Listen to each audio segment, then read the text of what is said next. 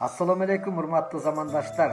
2 күндөн бери Нарындагы ачылган жаңы мектеп, Заманбап контейнер мектеп жөнүндө аябай сөз болуп атат. Мен Нарындык катары сиздерге айтып коеюн. Анын себептери бар. Биз Нарын эли тарыхка маани берген элбиз. Биз ошол согуш учурунан бери келаткан, атабыз окуган, атабыздын атасы, чоң атасы болуп окуган мектепти, тарыхый маанидеги мектепти кандай болсо эчтекесин короп тийгизбей, эч нерсе кылбай, ошол турушу менен кийинки урпактарга тарых музей катары өткөртүрөйүн деп чечтик. Ошон үчүн контейнерде окуп атабыз.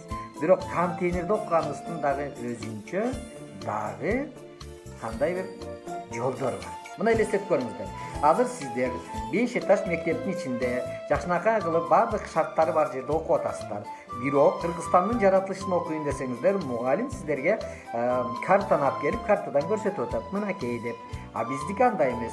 Биз эртең сөмкөл жөнүндө окуй турган болсок, ал жерге 4 контейнерди жакшынакай кылып Салымбек байкем бир төлөт менен жеткирип алып барып сөмкөлгө коюп берет.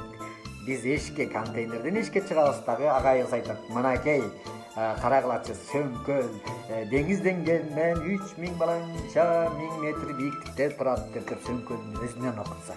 Дүйнөдө дагы мынчалык окуу методикасы жок, караңыздарчы. Ал эми сөмкөлдө окуп бүткөндөн кийин кайра бизди Аксай арпага Аю корпорациясы жеткирип берет. Караңыздар, ал жерде биз чабандар менен аралашып алып, жакшынакай кылып окуп, практика заодно, эгер курсагыбыз ачып калса, акыл майкебиз нан жеткирип берет дегендей. Бизде көп бизден Нарындан чыккан азамат жигиттерибиздин баары бар. Алар бизди талаада калтырбайт. Ошон үчүн эч кейиңиздер, баары жакшы. Анан бир эле нерсе, жарыя сиздерге айтып кое берейин. Бизге ошол 4 контейнерге директор, анан 4 мугалим керек болду. Азыр деле мугалимдерибиз бар.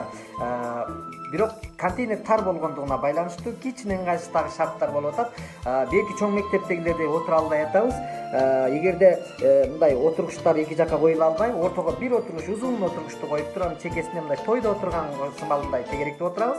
Эгерде акырындагы бала сабак айта турган болсо, аны доскага чыгарыш үчүн чекесинде жол жок болгондугуна байланыштуу ага чейинки отурган 10 окуучу эшикке чыгат дагы, тиги баланы доскага коюп коюп, кайра кирип, өздөрү отуруп турушат. Ушундай жолдор бар. Анын үстүнө контейнер ушундай болот экен, эшик ачсаң суук болот экен, эшик жаап койсоң аба жетпей калат экен. Ошол себептен бизге мугалимдер, Рахман Разыковдой болгон чоңураак мугалимдер кереги жок. Себеби алар дем алганда отурган окуучуларга дем жетпей калып, баштары айланып, аларды эшикке алып чыгып кичине дем алдырып кайра алып кирип атабыз. Ошон үчүн мүмкүн болсо мага окшогон менден кичинерээк болгон мугалимдер болсо биз менен байланышкыла. Биз ошол президенттин аймакты өнүктүрүү жана санариптештирүү жылы дегенди биз санариптештирүү эмес, контейнештирүү деп аракет кылып жаңы бир өзгөчө кадамдарды баштадык. Мугалимдер бизге аябай керек болуп атат. Байланышыңыздар.